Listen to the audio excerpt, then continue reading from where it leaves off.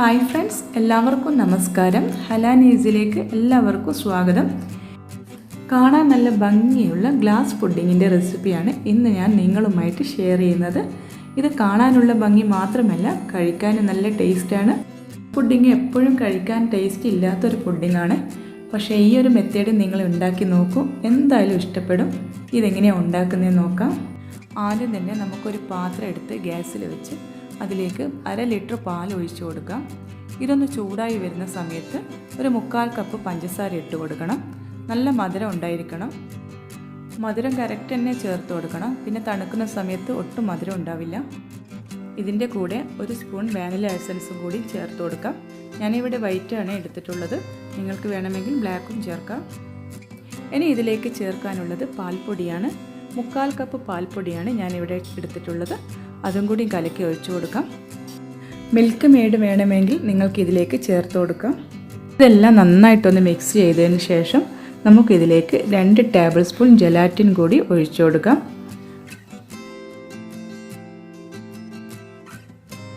ഇനി നമുക്കിതിൽ ചേർക്കാനുള്ളത് നമ്മുടെ മെയിൻ ഇൻഗ്രീഡിയൻസായ പിസ്തയുടെ പുഡിംഗ് മിക്സാണ്.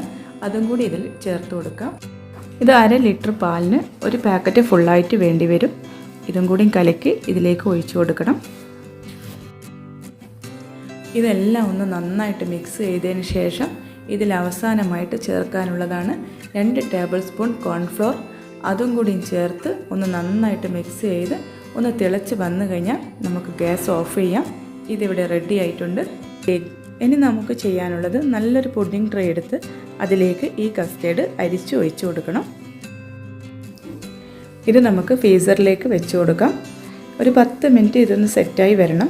ആ സമയം കൊണ്ട് ബാക്കിയുള്ള കാര്യം കൂടി നമുക്ക് ചെയ്യാം. അതിനു മുന്നേ നിങ്ങൾ എൻ്റെ ചാനൽ ഇതുവരെ സബ്സ്ക്രൈബ് ചെയ്തിട്ടില്ലെങ്കിൽ ഒന്ന് സബ്സ്ക്രൈബ് ചെയ്യണേ. ആ ബെല്ലൈക്കൺ കൂടി ഒന്ന് ക്ലിക്ക് ചെയ്യുക.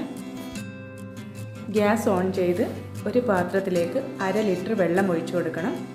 ഇനി നമുക്കിതിലേക്ക് 1/4 കപ്പ് പഞ്ചസാര ചേർത്ത് കൊടുക്കുക. ഇത് നന്നായിട്ടൊന്ന് തിളച്ച് വരണം. ഇതൊന്ന് തിളച്ച് വരുമ്പോൾ ഇതിലേക്ക് 1 ടീസ്പൂൺ വാനില എസൻസും കൂടി ചേർത്ത് കൊടുക്കണം. ഇനി ചേർക്കാനുള്ളത് നന്നായി തിളക്കുമ്പോൾ ഇതിലേക്ക് 2 ടേബിൾ സ്പൂൺ ജലാറ്റിനാണ്. അതും കൂടി ചേർത്ത് കൊടുത്ത് നന്നായിട്ടൊന്ന് തിളപ്പിക്കുക.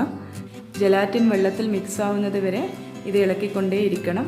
കൈ വെക്കാതെ ഇളക്കണം. ഇത് നന്നായിട്ട് മിക്സായി വന്നിട്ടുണ്ട്. ഇനി നമുക്ക് ഗ്യാസ് ഓഫ് ചെയ്യാം. ഇനി നമുക്ക് നേരത്തെ ഫ്രിഡ്ജിൽ വെച്ച് കസ്റ്റേർഡ് എടുക്കാം.